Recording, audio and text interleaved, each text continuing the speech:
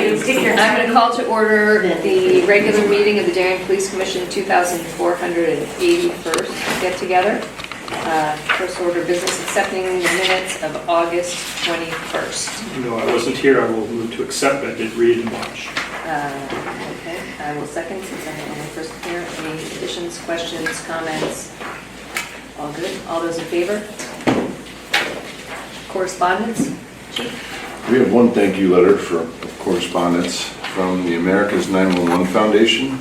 They hold an annual ride and they visit all four locations, or all three locations of the 9/11 terror attacks, and we sent our motor officer and traffic division officer Tim Budd along with our new motorcycle, and he helped escort a large contingent of first responders, and they sent us a thank you note appreciating his efforts. And they also continue assisting they assist first responders families through college scholarship programs, and they also assist departments in need with equipment and supplies. So sent me a note thanking. And I was also appreciative of Tim being willing to do that. The photos look great. Yeah. It really looked. If people haven't seen the new motorcycle up close and personal, it is an impressive piece of machinery. It is. Darien is lucky to have him and lucky to have it. Okay. No other correspondence, department activity, Captain? Sure. So this is the period of August 19th through September 18th. Some notable incidents. On August 19th, officers were dispatched to the construction site at 340 Heights Road for a theft of $9,000 worth of construction tools. The incident was believed to have occurred on August 17th and is under investigation by the Detective Division. On August 30th, during the overnight hours, officers were dispatched to a possible burglary at a West Ave residence. The residence was unoccupied with the door unlocked at the time of the incident and is under investigation by the Detective Division. On September 13th, a distraction larceny was reported at Trader Joe's, in which suspects conversed with the victim and then later stole her wallet containing her ID and credit cards. That incident is also under investigation by the Detective Division. In February 2024, Darien resident fell victim to identity theft. Through extensive investigation, a New York City resident was identified as a suspect. On September 1st, the suspect was arrested by Westchester County Department of Public Safety, extradited here to Darien PD on September 9th, and then transported to Stanford Superior Court. On September 6th, officers assisted with an escort for Paulie's Push. Paul Veneto is a former American Airlines flight attendant whose co-workers died on American Flight 11 when it was hijacked and crashed into the World Trade Center on 9/11. He now embarks on a tribute fundraiser walk where he pushes a beverage cart from Boston, Mass. To Ground Zero, and he came through Darien on Route 1 on the 6th. In early September, Officer Budd, the chief just mentioned this, took part in the National 9/11 ride, operating the department's new motorcycle to Shanksville, Pennsylvania, on to New York City, and then Washington, D.C. over the course of 2 days. Then on September 8th, Officer Budd took part in Connecticut's largest 9/11 tribute ride, which traveled throughout the state of Connecticut. On September, on September 8th, officers assisted with an event at Weed Beach for the NHL's Stanley Cup, which had been won by Darien native Spencer Knight. The event was attended by well over 1,000 people and organized with the help of Parks and Rec, so thanks to them. On September 11th, members of the department took part in the annual 9/11 ceremony held at the memorial located at Middlesex Middle School. Some other statistics that happened in the same time frame: there were 6 domestic incidents, 1 identity theft incident, 1 motor vehicle burglary of an unlocked vehicle, 6 stolen motor vehicles, all left unlocked with the keys inside, 33 motor vehicle accidents, 173 traffic stops, 128 medical calls, and 1,214 total calls for service. I think you have anything further to add? Any questions? Okay. Public comment, but we have have people here, but I'm going to take that under the traffic. Old business, Officer Chandler's resignation. Yeah, as the commission knows, Officer Zachary Chantlos resigned. He was of probationary status at the time. That was back on August 21st. I just wanted to publicly acknowledge that in public session here. We wish him the best in whatever his next chapter looks like. Likewise. Okay. Building issues update? Nothing of any significance to report, so that's good. Really? Yeah. That is, phew. You just chased it. Yeah. World record today. Okay, traffic issues. We have the walk, ride, and bike to school on 10-9 and the church walk on 10-5. Maybe Ally, just quickly go through the church walk and then we will get to. So just to make everyone aware, we have a new church in town, Kingdom Full Tabernacle International Ministries. They are residing on Tokenique Road, and they want to bring some awareness to their church. So on October 5th, after some discussion back and forth, they've decided to do a walk along the sidewalks in town. It's going to be October 5th, 12 p.m. to 2 p.m.-ish. They're going to have probably 50 to 70 people. They're going to stay on the sidewalks, have some music and some signs just to raise some awareness. Ally, just forgive me, and I'm going to date myself. Is this the old dinner theater? Yes, Yeah. I yes, knew you were going to say Right? that. Like, yes. right, okay. So their route is Tokenique Road, Old Kings Highway, Center Street, Post Road, Renshaw Road, Park Place, Norton Ave, West Ave, and then back to the church. So they're making like a big Okay. loop. They don't require anything. No, from they're us. not, they're not requiring any traffic control or anything. They may hire an officer just to follow the route, but they haven't reached out for that, so. There's no stopping of traffic, nothing. They're gonna be on the sidewalks. So we don't need any approvals from us. Okay. Walk, ride, and bike to school on 10-9. Hello, hi, how are you? Hi, Awesome, great to see you. I'm Kate Hobbit. I'm here to talk about that or answer any questions, and I can provide an overview if you'd like. It's nice to meet you in person. Thanks for all the email correspondence. So on October 9th, the PTO Green Team at Oxridge Elementary is participating in the National Safe Routes to School Day. So this is a national event to highlight and bring awareness to safe routes so that kids can go to school by bike, by foot, by scooter. It also aligns to the Connecticut Initiative for Safe Routes to School, as well as Vision Zero for Youth. It's all about making sure drivers are really aware and cognizant that kids can take other transportation options to school. So we saw this opportunity and we thought, this is fantastic. Oxridge is limited in sidewalk accessibility, and this would be a great opportunity for our kids who can't normally walk or ride to school to participate. So what we're doing is we organized a meeting point at Highland Farms starting at 7 a.m. We're having Danny Cycles, the local business in town, come to do a safety briefing for all of the kids that are going to be riding or scooting. And at 7:30 a.m., families are going to start to arrive. We're going to be there around an hour. We have the permit for until 9:30, but at 8:30 a.m., we're planning to depart Highland Farms, going up Middlesex, Mansfield to Oxridge Elementary. It's about a 0.4 of a mile route. It has no sidewalk accessibility, and because of the bike walk components together, we are requesting and asking for police escort assistance just to slow traffic or bring awareness to the fact that there should be around, I'm estimating 20 people total. It's a very small number of folks at this point, but up to 50 is what we have the permit for from Parks and Rec. So we have gotten approval from the First Selectman's office in terms of using Highland Farms. They normally have a $200 permit. They waived that fee for us because this is a PTO-led initiative.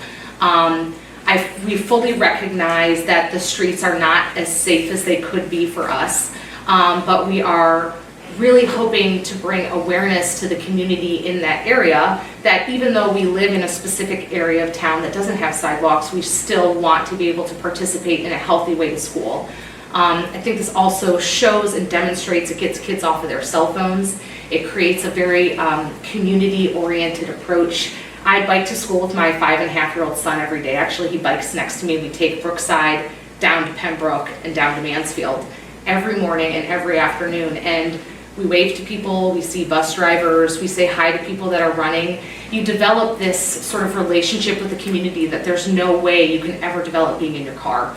And I also think this event is really important because you have people that are driving with cell phones, texting, and we just want to bring awareness that there are kids that want to commute this way, and that as a suburban town with a number of families and children, Darien should be able to sort of support this kind of activity for our kids.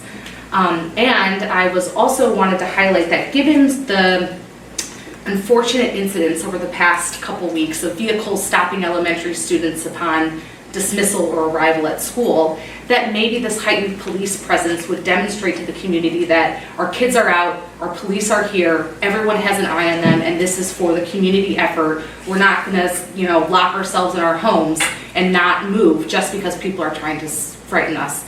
But it really does mean that the police are present because you are the ones that matter to show the community or those that are trying to do nefarious activities that it's not welcome here. So that's kind of a rough overview of the purpose. It's a 15-minute commute. It's very short amount of time. I was expecting or anticipating one police officer at the front to sort of with lights to demonstrate the activity or the event. I would be happy to drive my car in the back or in the front if that's something that would be allowed or appropriate. I don't know, but I just wanted to offer any opportunities to make this as successful as possible, and that means it has to be safe. So all the kids have to be safe for this to be a positive event, and without your support, it won't be as safe as it could be. So I don't know if you have any questions or what the next steps are here. Do you envision, if you're going from Highland to Ox Ridge, Yeah.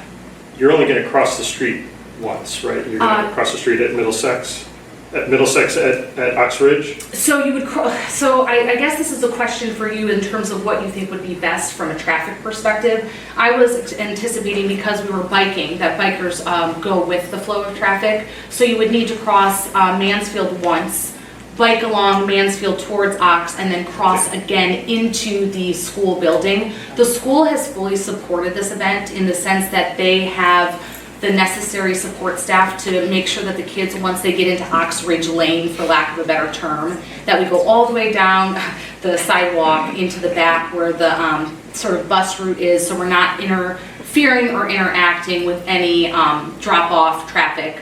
We're also going to communicate to any parents that are driving their kids to be aware of this event, to budget more time, be extra aware, be extra careful. We're communicating this sort of via our PTO newsletter, and would be happy to share any other additional information that you think would be appropriate or helpful. So I'll start off. I agree with all the points you make about kids being able to ride and walk. I think it's great. They do need to be off their phones more and be active. I think what people don't understand when they get police involved, or you get large amount of people on a roadway, is the safety concern that we have. And you hit on it a little bit. And our concern mostly is it's rush hour. We're essentially closing down one lane. And even if we have a police officer in the front and in the back, because the kids are so young and they may not have a lot of experience on bicycles, we also have to be concerned with the opposite lane of traffic. So worst case scenario, God forbid, two bikes collide or someone starts going into the other lane.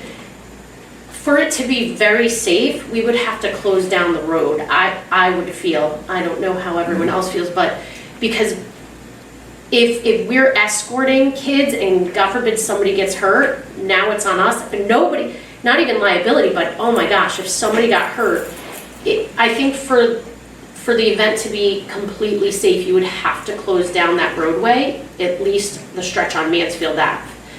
Because as you know, the speed limit's a little higher, it is a state road, people are coming off the highway down that area, and unfortunately, I believe we do have a moratorium on events on state roads. You would have to get a state permit to close down a roadway. So here, these are some of the issues that we face as officers and like what we think about having an event like that.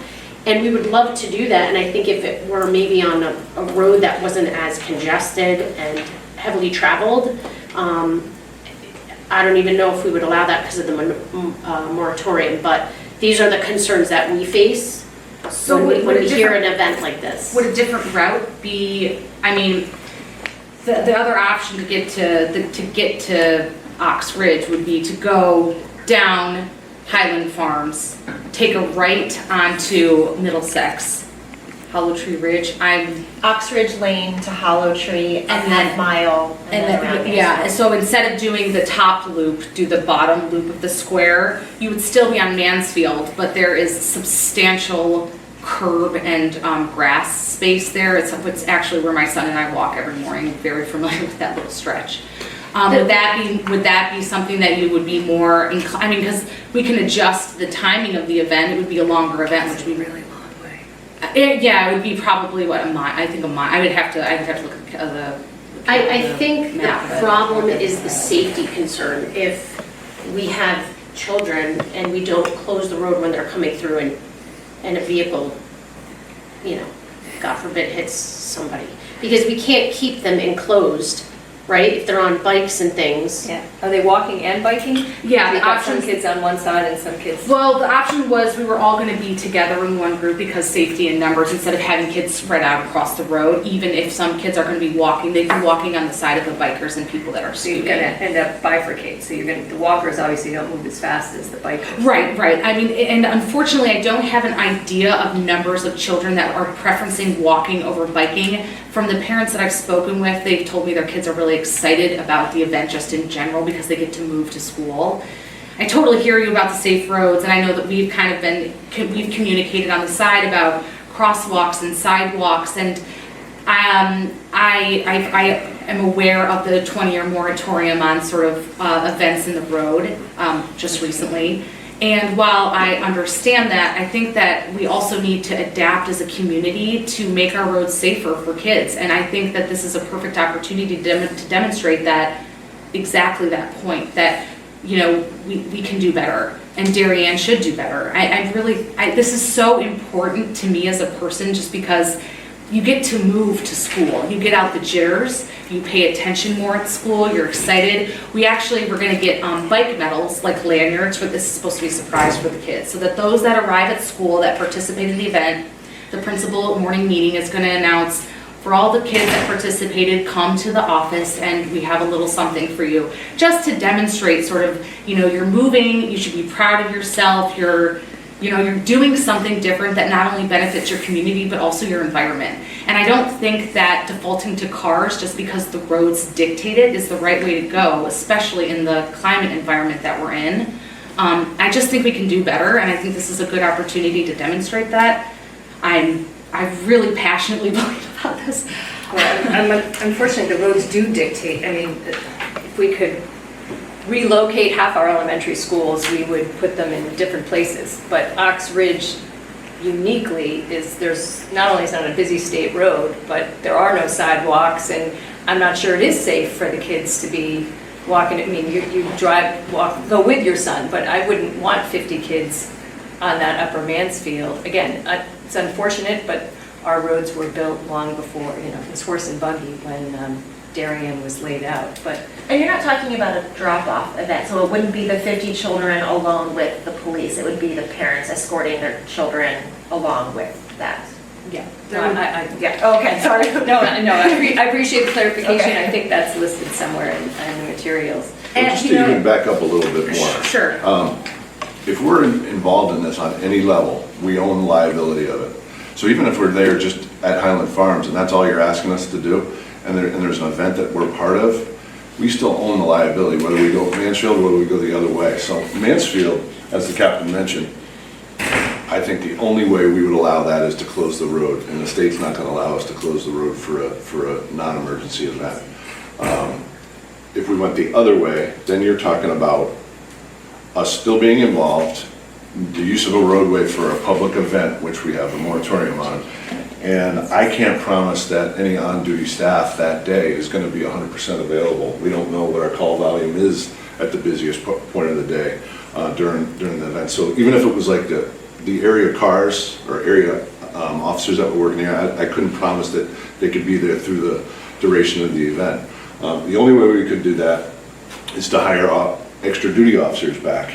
And I know that the first selectman and the superintendent of schools already told me that they don't have a budget to hire back any of our officers for an event that's not already planned. So that it's not just, nobody's disagreeing with any of what you're saying. It's just, we can't just break the rules for the sake of breaking the rules because we want to do something different. So those are, like the captain said, those are the real issues that we have to deal with. And now, cost, oh, sorry. and I'm just thinking now, laying it out, I didn't even think about this until the commissioner mentioned it. If you're gonna have walkers and bikers, obviously the bikers are gonna be going at a faster pace. You would need more than one officer. You would need one officer in the front, maybe to be in front of the bikers, but then you would need a second officer in front of those walkers because they're gonna create such a distance that you can't have, the vehicle way up ahead and then this huge gap. And now the walkers, right, are holding up all the traffic behind them on a rush hour time coming off the highway, coming down Mansfield, even if we have northbound going, even if we did, those walkers are gonna completely stop traffic. So then you would need an officer further up to stop Mansfield coming north to let those other people coming south. I mean, you would need like 3 officers for that. So, okay, a couple questions then. So one, I guess, what would be a rough cost? 2, I know you mentioned that it's sort of, there are already responsibilities that folks have, of course, noting that. But given sort of the increased police presence that's been noted for elementary schools, couldn't that then be built into that sort of patrolling of the elementary schools? And, for what's been going on in the past week or so, like, could that be built in as part of sort of the daily activity events, given that it's a short amount of time? I hear you on closing the roads, but like the roads aren't just for cars, and like they're just not. Like they're shared space, and you can't. I don't think legally you can say only cars can use the road. No, but We can't, right. So why do cars get the priority then over one day for 15 minutes for elementary kids to move to school? I don't understand why cars would get the priority. Eversource closes the road all the time. There's tree trucks that close the road all the time. We went down to Middlesex all the time during the summer, and there was all that sewer work going on. One lane is closed, and traffic slows and understands this is a one-day, 15-minute event.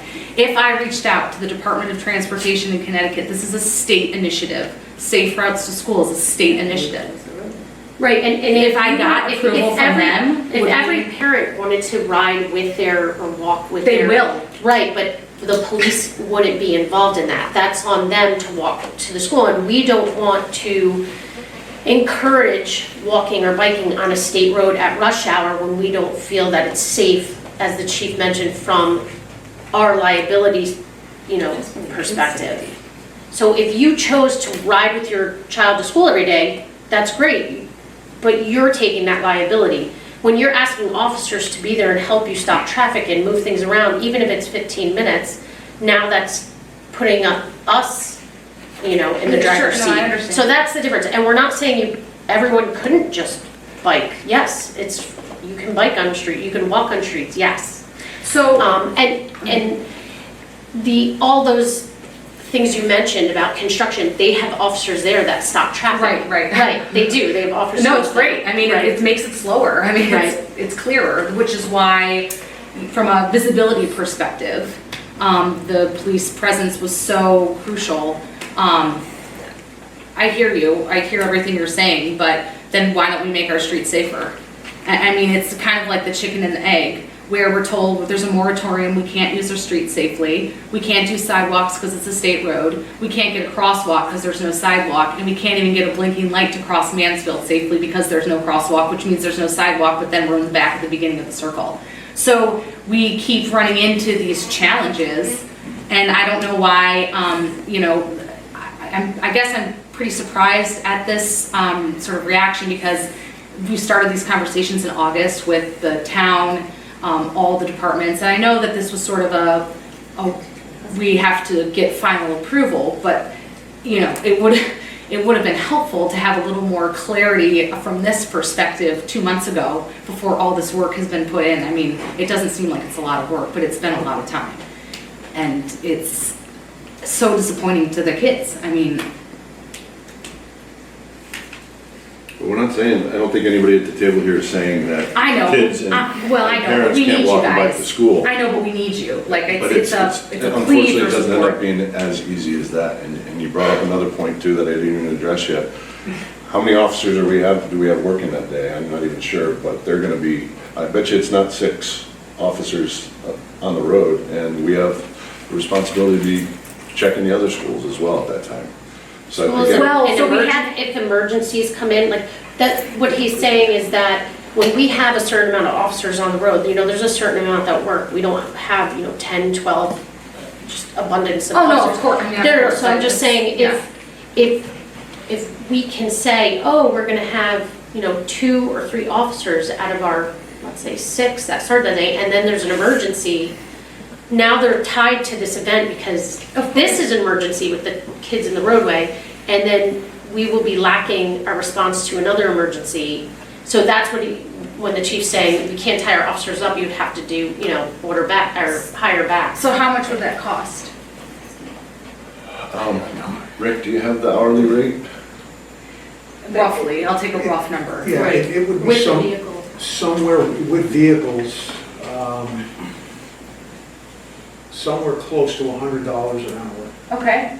But there's a, But even before that, we have a moratorium because we got pushback from, I mean, and I totally appreciate my kids grew up here, you know, both of us, I walked Oxbridge. you know, so again, nothing you said, but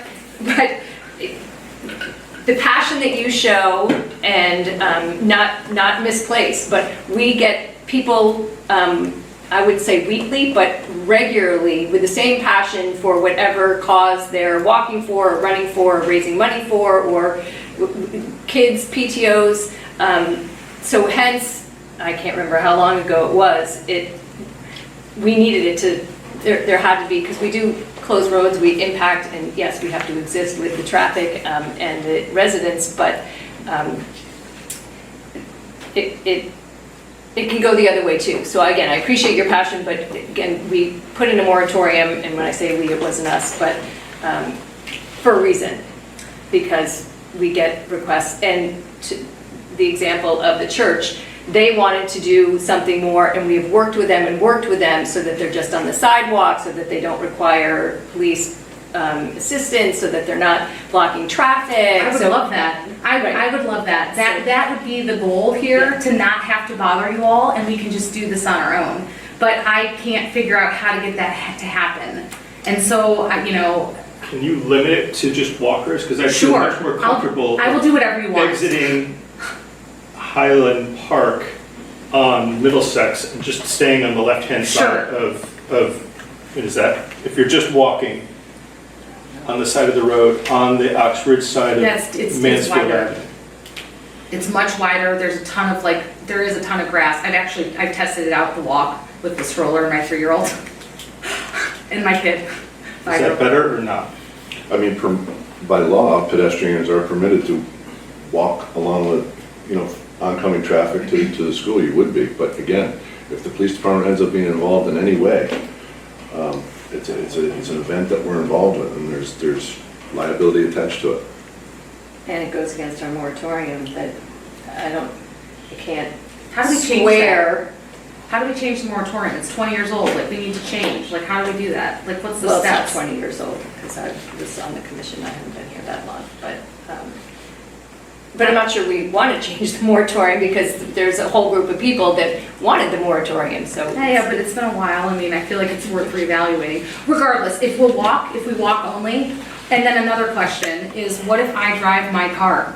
And I say, fine, you guys, you know, the police aren't willing to support us with this, and I'm gonna drive my car, and I'm gonna have parents drive, and we are going to slow traffic. And we have the right to be on the road in that capacity. You have no liability. Is that an You option? can't break the law. I won't. I'll do swing on the speed limit, I'm not gonna break the law. That would be I don't even text and drive. I don't even text at the stoplight when people do, and it really freaking bothers me. Can I do that? If I get parents and, I don't see how you're gonna drive the speed limit if you have walkers that you're behind. That's. well, they'll be in between us. I mean, we're going to be going slowly, but we'll be like buffering. But you have them. to drive the speed limit. You could. But you're also on the wrong side of the road then. No, but we would, I mean, obviously we'd have them go if it was biking. But I mean, I'm trying to change it back from the walking only idea to biking. I'm trying to make this work. But the cars not drive on the right-hand side of the road. Correct. And you were having them walk on the left-hand No, side. I'm saying we would go back to the biking component instead of just the walkers. So instead of like aborting the idea of the left side of Mansfield that's wider, going back to the original request with the bikers and having cars buffer them safely. I mean, we'd be going like 15 miles an hour, 20. What's the minimum speed limit that's allowed? Is there a minimum? Is it 5? Whatever wouldn't be dangerous, Okay, so, yeah. I mean, we would slow traffic if you're aware. But then you'd only be able to have bikers. Sure, then I'll, No then I'll, walkers, then I'll, walkers would have to be on the yeah, other right, side. because that would be too much, I can recommunicate that. Could bikers go first in the first tranche and then the walkers go after they've completed their, or vice versa? I just want to remind, and I get it, but we are up on Mansfield Avenue, which is a state road where people are flying down there at 8:30 in the morning. I'm worried that we're putting a bunch of 5, 6, 7-year-olds all in a heap of bikes onto a very busy, I mean, I guess I get the, I certainly get the national, I mean, I get the whole kind of umbrella of this, but Ox Ridge is in a uniquely bad place for walkers and bikers. There's just nothing we can do about that. That is a reality that we live with, and we try to put up the dynamic speed signs, which we just did. I mean, there are things, again, it's a state road, so we're limited too, but we talk a lot about the safety of that road and how unsafe it is, and the thought that we're putting them, all these little kids, and maybe it's 20 of them, maybe the whole thing makes me uncomfortable. I mean, and again, I don't know how to achieve your goal. That's why I keep trying to, I'm zoning off here because I'm trying to achieve your goal while not putting them in danger and, you know, obviously going against policy and all of that. And I haven't come up with it yet, but I think, oh, I'm sorry. No, I'm sorry. I think the National Bike to School Day was meant to have everyone bike, but not in a group like you're doing. So if everyone bikes to school with their parents from their home, that's a different story than collecting 30 kids at once and then going as a pack. I think it's meant to have them walk and bike to school, but not in a pack. Then that's the problem. If everyone went separately with their parent, like you do every day, that's not a problem. You don't need police involved. That's on the parents. You guys all go and maybe you meet in the parking lot of Oxbridge and then you celebrate it there, right? Versus starting at Highland, forming this group and going as a bunch. If you can change it a little bit where everyone goes on their own, you meet at Oxbridge, give out the awards or, you know, whatever you have and celebrate them once they're at the school, then you don't need police involvement. Everyone can be on the roadway. The parents have the liability for their children, and we've all biked and ridden to school and walked, and we've all gotten there. But I guess the problem I have with that is that you were just saying Mansfield is so dangerous. And so there's safety in numbers. And there is proven data. That's true. There is Not in this case. There Not is in this proven case. data that when people bike together, cars slow substantially. It's true. I cycle. I'm an Ironman. I've done 3 Ironmen. I've But you're cycled an more than adult. hundreds of thousands You're of an miles. adult. You're an adult. How did I? But I learned These that when kids, right, but these kids have only been biking, what, 1 or 2 years? It's like when you start walking, you fall. Of course, You know? I mean, of course, but that's Right, but when you're in a pack and you're asking police assistance, that's the issue. If people are all biking on their own with their own kids, then I think it's doable. Well, I mean, okay, so I hear the sort of feedback and I understand your perspective. I guess this speaks to the larger problem that we have about safe streets. And it's pretty clear that we all agree that the streets aren't safe, and I understand the DOT connection, and I've reached out to them. They've told me to go to my local LTA, which I know we've talked about certain issues on Mansfield. But, so then let's change it. Can we get a sidewalk for next year? Can we do it for 3 years? Like, I will liaise with whomever I need to, but like, we need sidewalks. Every parent I talk to is like, I didn't move to the suburbs to not let my kids ride their bikes. Like, it's crazy. It's absolutely bonkers because parents are scared of cars because people are driving recklessly, but they shouldn't be driving recklessly, especially by an elementary school. So why aren't we doing something to change that behavior? I know there was a policeman at the crossing guard one day at Oxridge. You wouldn't believe how much slower people drove. You would not believe it. I mean, it's personal anecdote, but I saw it. People slowed dramatically. It was incredible. It was the first time I felt safe crossing the street. You can't see, there's trees, there's shadows, you can't even see the light above you when it changes to turn. So can you do something about it? Like, who does that? Who do we need to get to make those changes? To put a sidewalk on Mansfield Avenue? Yes, everywhere, anywhere, start there. Let's start there because it's an elementary school. This It's a is state road, so you need, They told me to reach out to you. you're wrong.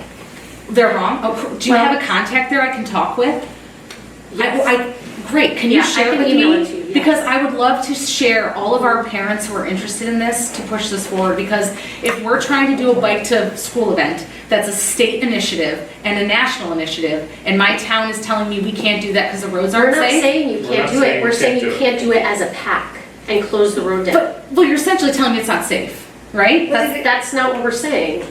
We're saying to do it as a pack with 20, 30 people and having police involvement, it's not safe unless we close the road. It's a state road, we can't close it, you didn't get permits to close it. I didn't And that's know, what- I wish somebody had told and me in that's where we August. I like, Sure they would have done. Well, My sure, guess is but I I'm not wish I sure had they had would have this- done, I want you to feel like, because without it being an emergency, the likelihood I is get it, they but were I gonna would've get you tried a though. permit anyway, so. I would've tried. Don't, totally got it, but, So what's the summary here is you guys aren't going to participate in any capacity? Is that the takeaway, regardless of the cost? If we were able to find the cost and we're able to pay for people to come, would that be a solution here? To test it out, can we do this as a grassroots initiative? Henley's participating, Royal's participating, they have sidewalks. We're the only elementary school that doesn't have sidewalks. I know. And it's so unfair to live in that jurisdiction and not have afford the like abilities and availability that other children and families have. It's not equitable. So if we want to make it equitable, which we're trying to do, what are the next steps? And if we find funding for this, will you guys support it? That would only be satisfying one component of what we're looking at. I know. If I reach out to the DOT and say this is a state initiative that we're trying to participate in, will you allow this? And they say yes, and we get the funding, will you do it? But now we're back to the moratorium in town of Darcy on the use of public roadways. But doesn't the state initiative and national initiative supersede a local town's moratorium? No. It's not. All right, well, there's a lot of tangents, but I do need to bring it to a close. So, Sorry, real quick, I'm actually here on a related but separate Okay. issue. okay. So, first of all, hi, Julia Schaefer, 741 Hollow Tree Ridge Road.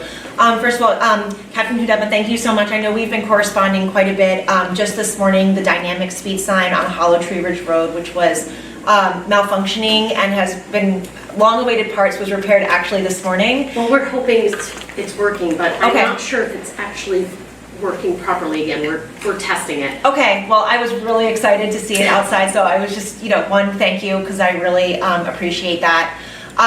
So Kate and I actually just met because two people put us in contact. It was like, oh, you like Safe Streets? So does Kate. You guys should be friends. And so it's interesting because all of the things that she's said and talked about here, I feel like I've gone through kind of all of those circles too, about sidewalks and crosswalks, et cetera, et cetera. I recently became aware of a House bill that was passed in 2023. I think it's House Bill 5917, which the state of Connecticut allows for automatic camera monitoring of speeding to monitor cars that go above 10 miles an hour of the speed zone. It's particularly designated for school zones, areas of pedestrian traffic, or other areas of interest.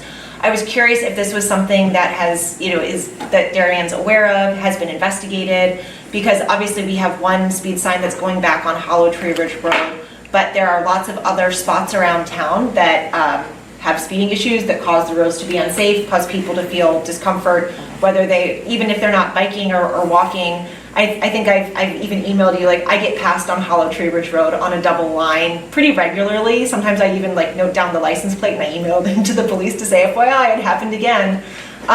If there were an opportunity to monitor people who, again, are going above 10 miles an hour, it doesn't give them points to the license, but it does give an automatic fine to whoever holds the registration on the car. Was curious if this is something that could be investigated for you. We can look into it. What was the House bill again? I think it's 5917, and it looks like it was passed in 2023. Yes, so I believe that's something that has to go through the first selectman, because it is fine related. So it's a camera that picks up, the speed of the vehicle, and it's based on the registration. The fine is sent to the homeowner, or whoever, the car owner, right? Yep.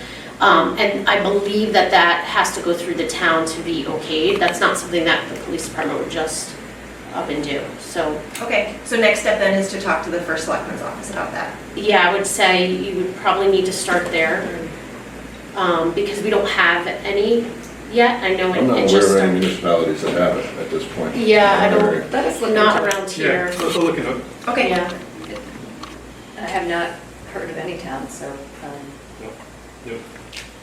we will. Great. And Ally can get back to you once we dig around. And sidewalks, I don't know, I mean, I would love sidewalks on Upper Mansfield. I don't think there's anyone here that wouldn't. Again, we do have to balance cars and they do have to coexist, but sidewalks is an easy thing that we're completely supportive of. But how that gets done is a different story. So I believe because it's a state road, the state would have to approve it, and most likely, I know how they would come back to us and say, yeah, we approve it if you fund it, right? Or they may say, no, we don't approve it on that roadway. Or they'll say, yeah, we approve it and we'll fund it, but we have a plan X amount of years out and it's gonna cost X amount, So there's always a price tag on that. Yeah, it's like 700,000, I think. Yeah, so. Which is not really, it's insignificant from a budgetary perspective of a town that just purchased an $80 million island. 700,000 for Safer Streets Fine Elementary School isn't, I mean, I Again, don't. it's not as easy as that, there's other moving parts. I know, to I that. mean, And, There's- I'm in my sixth eminent decade. domain, right, it's the property, right? exactly, the Yeah, property. and- Which is like, I've lived on Hoyt Street for 51 years, right? And we've been talking about Yeah, putting I- sidewalks there for Yeah. 51 years, right? So, Eggable, I guess to save your time from my focused walk, bike, roll to school event, what are sort of your, do you summarize right now for me? Do you have to come back to me tomorrow to let me know what you've decided? I know I gather the tenor of it in general, but I just want to be super clear so that we're aware and that we're communicating to parents and families very clearly and not misrepresenting or misstating anything. Well, I'm not inclined to approve it as it's laid out. Again, I'm just trying to come up with another way of achieving your goals without running into one of the 10 things that just came up. So I don't know if there's, so with that, that's not approved. I'm not making a motion to approve it. And just from the police department's perspective, I don't think that I could, in good conscience, recommend elementary age kids riding or walking to school on Mansfield Avenue. Mansfield, I couldn't, from my position. yes. So I don't know where that leaves your, again, anyone can walk and ride with their parent. I mean, we can't stop them. They're allowed to be on the road. You ride every day, and if they want to do it, that's great, but kind of packaging it as an event that puts them all on Upper Mansfield at rush hour with 5 to 10-year-olds just seems. Well, I hear you. I would just like to say that I think children should take priority over cars and rush hour, and I don't think anybody would disagree with that. And I think that as a justification isn't solid or valid. I think kids are more important. Got it. All right, any other comments, questions? Okay, next on our agenda is RAD class. Yes, so we have 2 officers who are trained in rape, aggression, defense. We've already had one class, I believe, last year. They're offering another now, free, and if you want to sign up, it starts October 14th through the 17th. You can go to our website or Instagram and find the link to sign up. And just, it's RAD, rape, aggression, defense. Yeah, so it's a free women's Free self-defense women's class. self-defense. Free 12-hour Let's see that. class that's broken up in 3-hour portions. Captain, how are we advertising this? It's on Instagram, our Facebook page, I believe it's on the website as well. And we've sent emails out. And not that anyone watches us that closely, but this is not our first one. Right. We've done 1, 2, 3. I believe we've only done one so far, so this would be our second. It was very well received, so hopefully we'll get more people to sign up. Okay, drop holsters for the ERT members. We have I will defer to Captain Mastriani on that one. He's had some of his emergency, or our SWAT team members reach out to him and propose to be able to wear their sidearm where they would wear during their SWAT operations, and there's reasons for that. Yeah, I think it's an excellent idea, and as a SWAT officer myself, the most important takeaway is the continuity for the training. They do most of their firearms training with the SWAT team, so when they come back here on patrol, for muscle memory purposes, and just being consistent with what they normally train, I think from an officer safety standpoint, it's very important that their muscle memory, fine motor skills, and everything are all consistent with what you do with training and bring it back to the department. So they're requesting these drop holsters. I'm in full support of it. So they would use these all the time? Correct. It's just the SRT folks? Yes. Yeah. And I think it's, How many, How many officers is that? there's 2 right now. We do have a couple vacancies, but it would just be 2 so officers. 2 patrol officers would, Yep. okay. We're having 2 officers. And one of my questions and concerns was to make sure that that setup had the same safety and retention for the firearm, and from what I understand, it does. Yes. And if you remember, we are allowing the SROs now to wear their vest carrier, and again, back to the muscle memory and where the location of their equipment is when they train the most. Yeah, I have no issue if they'd rather wear it down there than up here, and that's consistent with their training. That sounds like a win-win. Do we need a motion to I don't approve think this change so. in uniform? I think it's more of just an advising. Okay. Nope, not. Can I add one thing to the new business? You can, Um, regular meeting.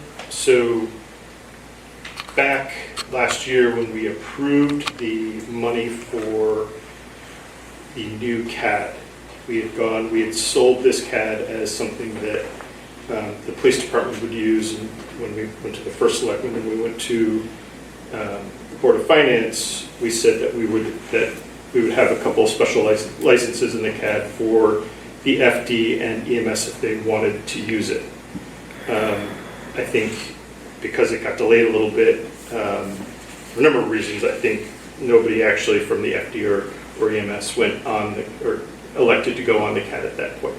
I think now that the PD is encrypted, at least the EMS folks want to try to get back on the CAD. And I think we took that allocation that we had for PD and FD, and we kind of, they gave us credit for that, right? I think it's a small amount of money. It's maybe like $2,000. We moved to perhaps work with the captains to see what that cost is, and if we could absorb that at some level. I think it's more than that. I want to say it's 12. I'll have to look, I can't remember. But we did get a credit this year because we didn't use it, yeah. Okay, We'll look into it, okay. because I think the latest quote, I think For just EMS or fire? I think as it's well? just EMS, but I think there's two pieces that we drop. Three pieces that we drop. We dropped the fire piece, we dropped the EMS piece, and we dropped the mobile piece for the Right. three of you, right? So you can actually get the CAD on your iPhone. And I don't think we ever did that. So I think it's valuable for you guys to have the CAD on your iPhone. You have to make a couple of changes in the back end. So the three of you would each get mobile licenses, so you can use the CAD on your phone. And I think that's where there's a bit of a layout for that.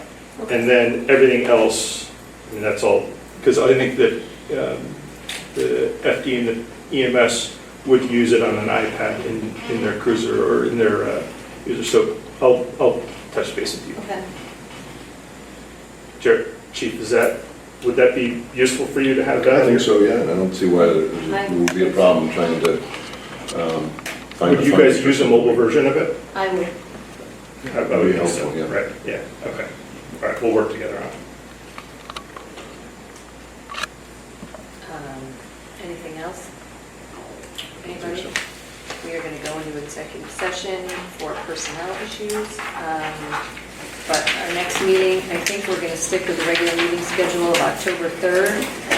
And that's where we're doing interviews. And then we're doing interviews prior to that. And you're not there. And Chief will be, and that's 3 out of 4, so we're going with 75%. That work for everybody? Sergeant, we have 5 that day? 5. 2, 3, 4, 5. So if we start at 1, we'll have a half an hour between 1, 2, 3, 4. Yeah, we've done, in theory, by 3:30. Hopefully, yeah. Definitely. So they're 20 minutes. New hires are usually 20, so. Fine. Okay, with that, we are adjourned.